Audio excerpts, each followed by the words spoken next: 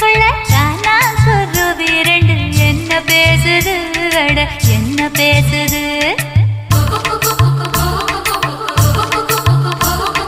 முள்ளு வெட்ட வந்த முத்தமாளுக்கும் விறகு வெட்ட வந்த வேளார் மயனுக்கும் பொருத்தம் நல்ல பொருத்தம்னு பொரணி பேசுது சும்மா பொரணி பேசுது